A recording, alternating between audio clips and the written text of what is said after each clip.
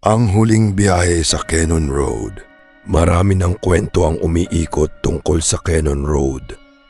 May nagsasabing nakakarinig sila ng iyak ng babae sa gitna ng hamog.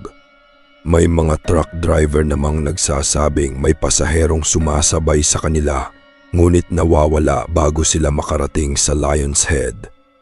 Walang makapagpatunay kung alin ang totoo, pero pagkatapos ng gabing iyon, hindi na muling bumalik si Arvin sa Baguio.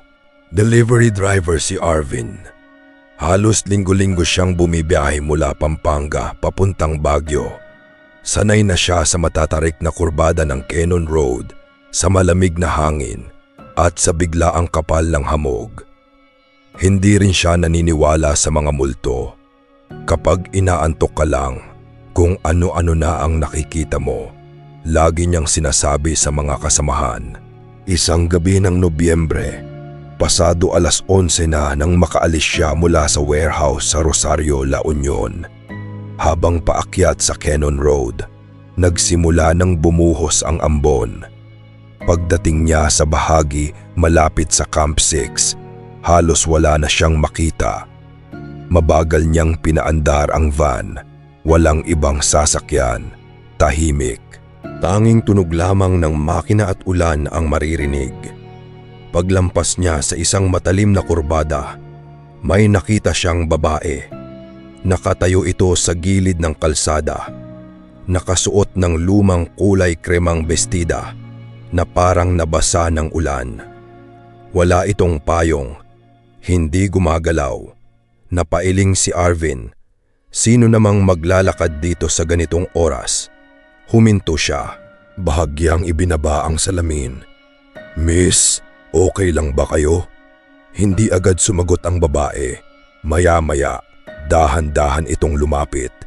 Hindi niya maaninag ang muka dahil natatakpan ng mahaba nitong buhok. Mahina ang boses. "Pwede po bang makisabay hanggang Baguio?" Saglit na nag-alinlangan si Arvin, pero naisip niyang delikado kung iiwan niya ito roon. Binuksan niya ang pinto. Tahimik na umupo ang babae sa likod. Hindi ito nagsalita. Wala rin siyang narinig na paghinga. Napansin niyang biglang lumamig ang loob ng van. Hindi ordinaryong lamig. Parang may malaking freezer na bumukas sa likod niya. Ilang minuto ang lumipas. Napatingin siya sa rearview mirror. Walang tao. Bigla niyang napalingon sa likod. Walang laman ang upuan. Napatigil siya. Imposible. Sarado ang lahat ng pinto. Hindi maaaring bumaba ang babae. Kinabahan na siya. Habang sinusubukan niyang huminga ng malalim, biglang tumunog ang seatbelt warning. May nakaupo, pero wala siyang nakikita. Dahan-dahan niyang nilingon ang rear view mirror.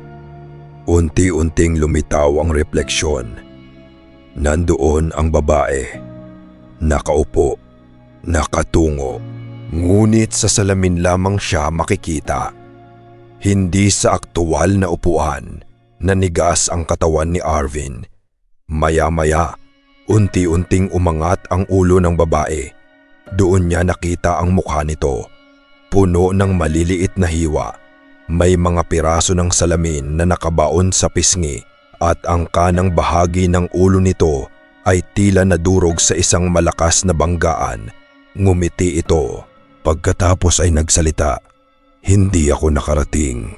Kasabay noon, kusang bumukas ang radyo ng van kahit nakapatay ito. May lumang balita. Isang pampasaherong bus ang nahulog sa bangin sa Cannon Road dahil sa makapal na hamog. Kasunod nito ay puro static. Biglang namatay ang makina. Lahat ng ilaw ay nawalan ng kuryente. Sa gitna ng kadiliman, may narinig siyang mga yabag. Hindi isa, hindi dalawa, 12 ng yabag.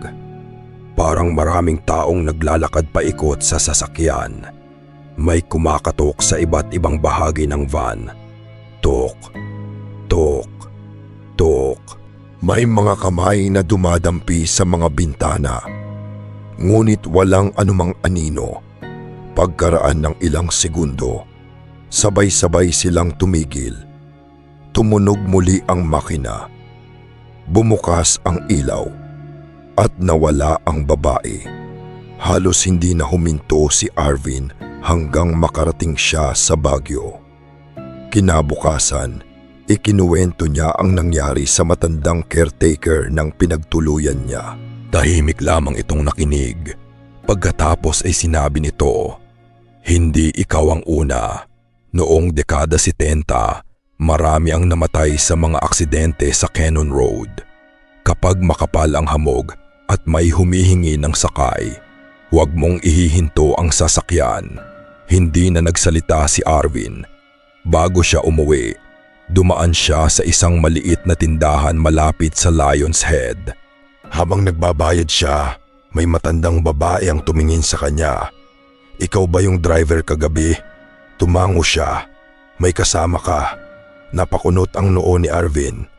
"Wala po." Tahimik na ngumiti ang matanda. "Meron. Dumaan siya rito. Nakita kitang may babaeng nakaupo sa likod."